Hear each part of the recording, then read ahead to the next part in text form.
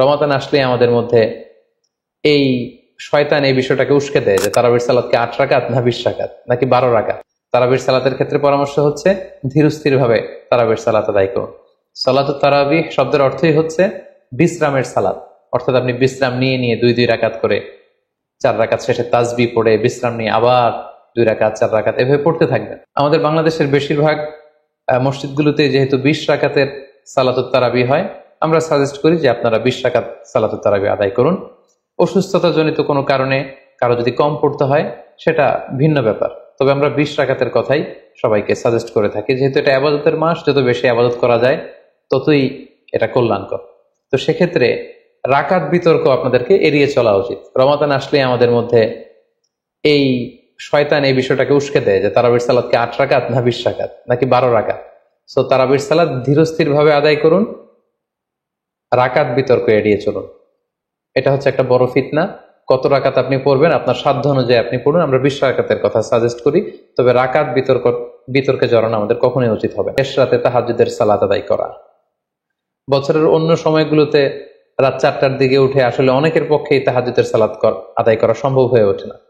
যেহেতু রমাদানুল মুবারাকে সাহারি খাওয়ার জন্য আমাদেরকে উঠতেই হচ্ছে, সাহারি খাওয়ার পরে আপনি অজু করে আপনার সুবিধা মতো 2 রাকাত 4 রাকাত তাহাজ্জুদের সালাত আপনি আদায় করুন। তাহাজ্জুদের সালাতে সিজদায় পড়ে আপনি আল্লাহ তাআলার কাছে আপনার মনের আকুতি আপনি তুলে ধরুন। এই মুহূর্তটাতে তাহাজ্জুদের এই সময়টাতে আল্লাহ তাআলা প্রথম আকাশে মনোনিবেশ করে তিনি ডাকতে থাকেন, কার কি লাগবে, কার খাবারের দরকার আমার কাছে চাও, আমি খাবারের ব্যবস্থা করে দেব। কার রিজিকের দরকার, রিজিকের ব্যবস্থা করে দেব।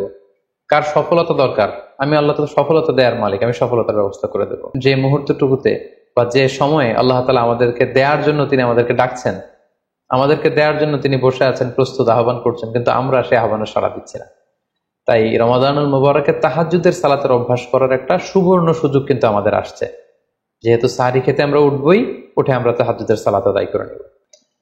আমরা গত বছর আমাদের অনেক প্রিয়জনদের সাথে একসাথে রমাদান কাটিয়েছি, তাদের অনেকে কিন্তু এবছর আমাদের সাথে নেই। আমরা আমাদের অনেক প্রিয়জনদেরকে হারিয়েছি। আমরা এই রমাদান কারা পুরো রমাদান পাবো আমরা জানি না, আবার আগামী বছরের রমাদান পর্যন্ত আমরা বেঁচে থাকবো কিনা সেটাও আমরা জানি না। সো এই রমাদান হতে পারে আমাদের জীবনের শেষ Ramadan. We should consider this Ramadan the last and final chance in our life. আমাদের এভাবে চিন্তা করা উচিত যে হতে পারে এটা আমার জীবনের শেষ রমাদান, তাই আমার গুনাহ মাফের একটা সুবর্ণ সুযোগ হচ্ছে এ রমাদান মাস।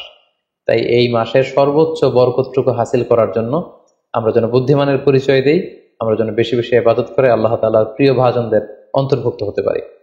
আসসালামু আলাইকুম ওয়া রাহমাতুল্লাহি ওয়া বারাকাতুহু।